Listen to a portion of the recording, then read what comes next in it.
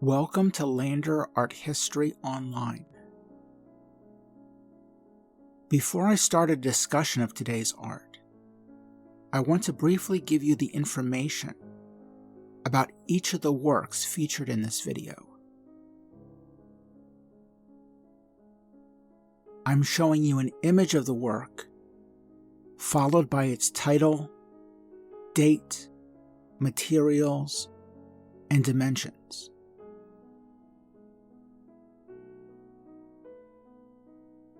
As you know, I don't require you to memorize the titles or dates of works of art.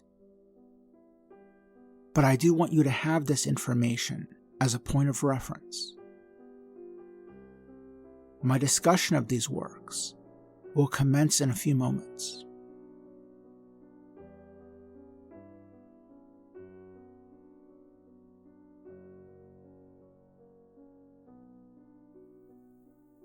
In 1890, Claude Monet purchased a home with a garden in the town of Giverny.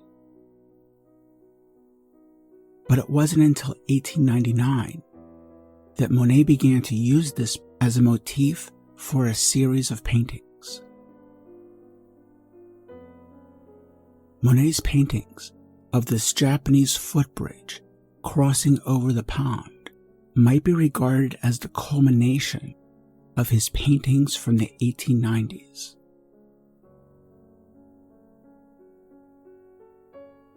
During this decade of the 1890s, Monet, who had been a leading figure in the Impressionist movement, used the strategy of methodically working in series to reinvent himself as an artist and as a painter. In this painting, Monet used several devices to frame his motif.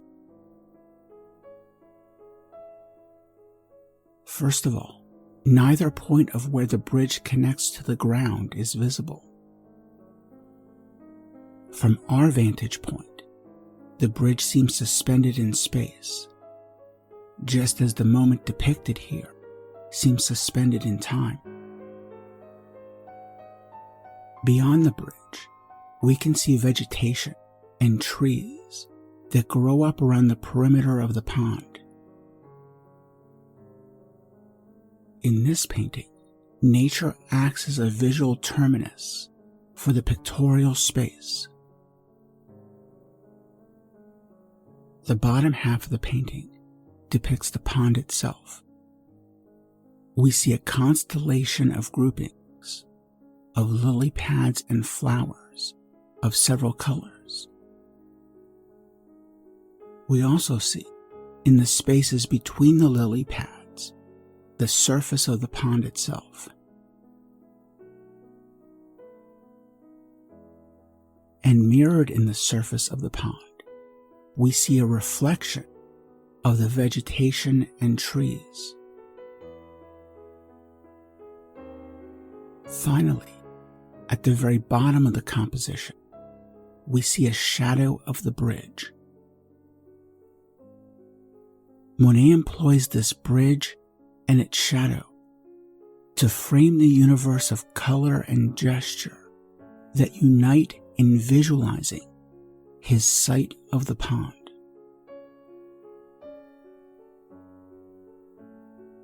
One of the recurring themes in Monet's art of the 1890s was time. In 1892 and 1893, Monet had painted a series of works looking at Rouen Cathedral.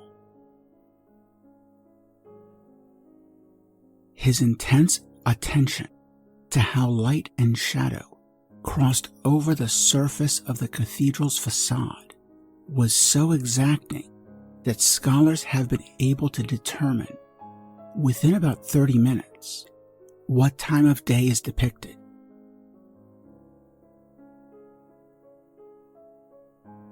This painting depicts the light conditions that existed between 2:30 and 3:30 p.m.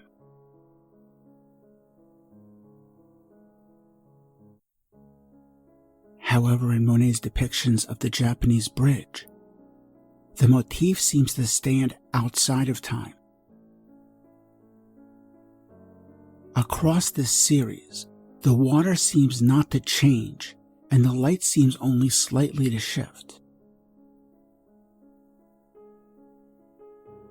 In these nearly identical paintings, it is as if Monet were testing the limits of perception. Could nearly two identical moments, nevertheless, be distinguished? What are the parameters and limits of the artist and the viewer's attention to detail? If time is present in these paintings, it is only in the time that the viewer must spend in looking at them. Not just looking at them, but actually seeing them. One of the distinguishing characteristics of the Japanese bridge series is the attention that Monet paid to paint application.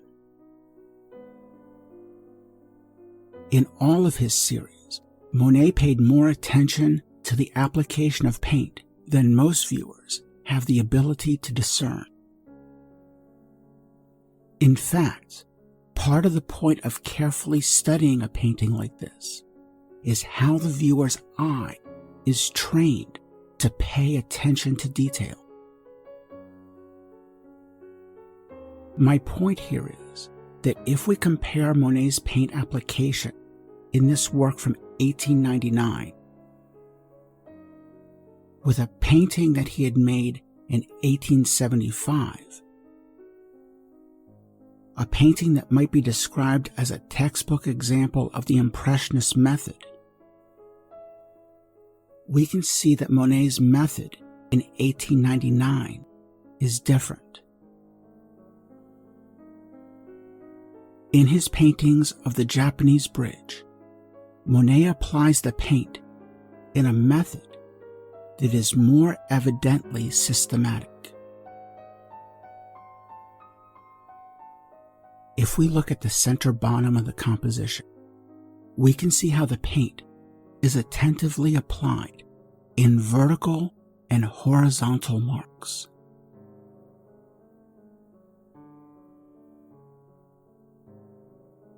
The horizontal marks are the lily pads. The vertical marks is the reflection of the vegetation on the surface of the water.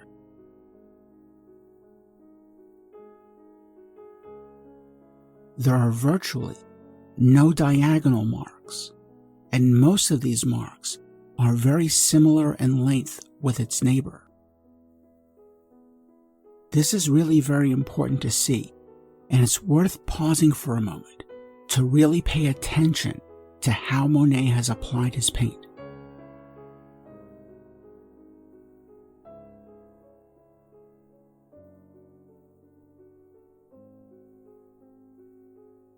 If we look at a work such as Poppy Fields near Argenteuil, a painting that might be described as a textbook example of the Impressionist method, we can see that Monet has applied the paint with marks that are of different sizes and going in different directions. Monet's method in this 1875 painting captures the visual vitality of his process of looking at the landscape. However, this process might be regarded by some as arbitrary. But if we look back to Monet's painting of the Japanese bridge, there is nothing arbitrary here in Monet's mark-making.